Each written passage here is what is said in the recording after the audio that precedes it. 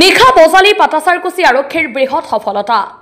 নিশা পাটাচাৰকুচি আৰক্ষীৰ এটা দলে পেট্ৰলিং কৰি থকা অৱস্থাত বজালি সৰিয়হ চাকলাৰ দীপক শৰ্মা নামৰ এজন ব্যক্তিৰ ৰাইচ মিলৰ সন্মুখত এখন মালবাহী বালিৰ বাহনত চাউল উঠাই থকা প্ৰত্যক্ষ কৰে।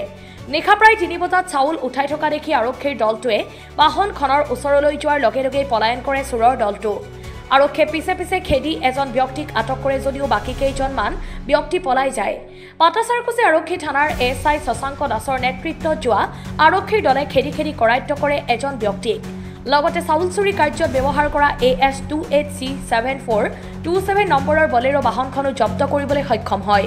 বিগত কেইবাদিন ধৰি বজালি অঞ্চলৰ বিভিন্ন প্ৰান্তৰ বহুকেইটা ৰাইচ মিলৰ পৰা কেইবা লাখ টকাৰ ধান চাউল চুৰি কৰি সন্ত্ৰাস চলাই আহিছিল। আৰক্ষীয়ে আটক কৰা ব্যক্তিজন সমীৰ উদ্দিন বুলি জানিব পৰা গৈছে। ধৃত সমীৰ উদ্দিনৰ ঘৰ বৰপেটা জিলাৰ কাপলাবাৰীত। ঘটনা সন্দৰ্ভত ইতিমধ্যে ৰাইচ মিলৰ স্বত্বাধিকাৰী দীপক শৰ্মাই এজাহাৰ দাখিল কৰিছে। Bureau report, Tarabari live. মোৰ মানে কালি মানে যোৱা ৰাতি 4টামান বজাত 3:45 মোৰ পুলিচে ঘৰত যে মাতিছে বোলে আপোনাৰ মিলত এনেকৈ চুৰ হৈছে, গাড়ীটো আমি ধৰিছোঁ, আপুনি আহক। মই যে আহোঁ, মোৰ মিলৰ পৰা চাউলটো তাৰমানে তালা ভাঙি চাউলটো গাড়ীতকৈ লোড দিছে। মোৰ চাউল বেছিকৈ আছে, কিন্তু গাড়ীত মানে 11 পেকেট চাউলহে তেওঁলোকে লোড দিছে।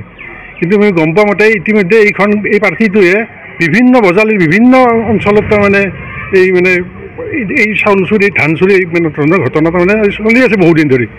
কিন্তু মানে কালি পুলিচৰ মানে প্ৰশাসনে পেট্ৰলিং পাৰ্টি যাই তেওঁলোকে হাতেলৈতে ধৰাত পাইছে। চাউল উঠাই থাকোঁতে পুলিচে তেওঁলোকক ধৰিছে। গতিকে তাৰ কাৰণে মই পুলিচক মানে যথেষ্ট মই ধন্যবাদ দিছোঁ।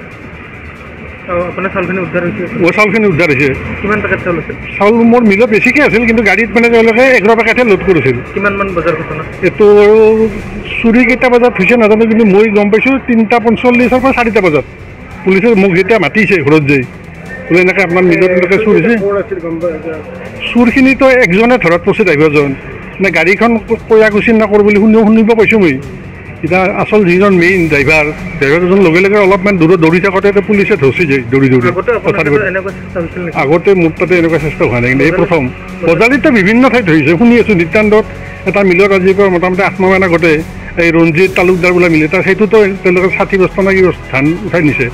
আৰু বাঘমাৰাৰ পৰা নিয়া শুনিছোঁ, অলপতে খাৰাধৰাৰ পৰা নিছে। এনেকৈ তাৰমানে বিভিন্ন ঠাইত তেওঁলোকে মানে এই কাম কৰি থকা বুলি মই শুনি আছোঁ। কিন্তু আমাৰ ইয়াতে হোৱা নাছিল, কিন্তু প্ৰথমে মোৰে হৈছে। কিন্তু মানে পুলিচে যে ধৰিলে তাৰ কাৰণে মই মানে পুলিচক যথেষ্ট ধন্যবাদ দিছোঁ। যথেষ্ট সফলতা লাভ কৰিছিল। এইবাৰো যোৱাকালি এখন চুৰি গাড়ী মানে চাউল চুৰি গাড়ী এখন ধৰিছে, কি ক'ব?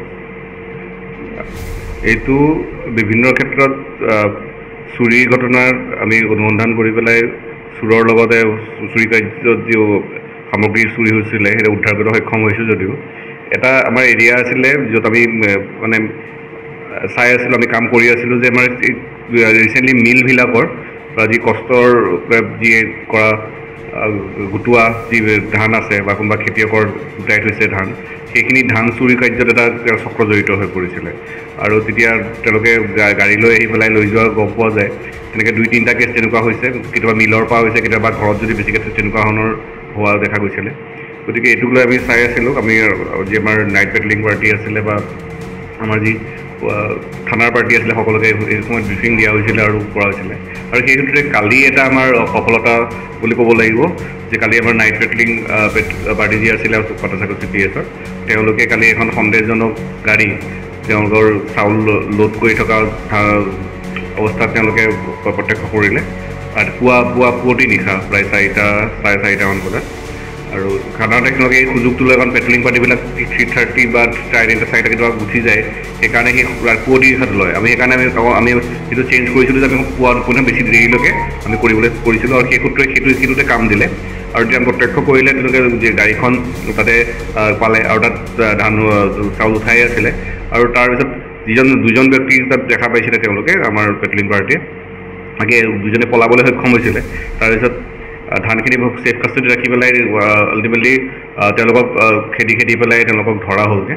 আৰু ধৰা হৈছে তেওঁলোকৰ এতিয়া বাকী অনুসন্ধান চলি আছে, কোন কোন জড়িত। তেওঁলোকক বৰ্তমান যিজন আছামী আছিলে, আছামীজনৰ নাম সমীৰ উদ্দিন, তেওঁক যাক কৰায়ত্ব কৰা হৈছে। তেওঁৰ বৰপেটাৰ PSৰ আণ্ডাৰৰ গাঁও কপলাৰবাৰী তেওঁৰ পিতাৰ নাম ছিদ্দিক আলী কয়াকচি ছাইডৰ আৰু যাৰ তাত চুৰি হৈছিলে মিলটো তেওঁৰ নাম দীপক কুমাৰ শৰ্মা গতিকে কয়াকচি ছাইডৰ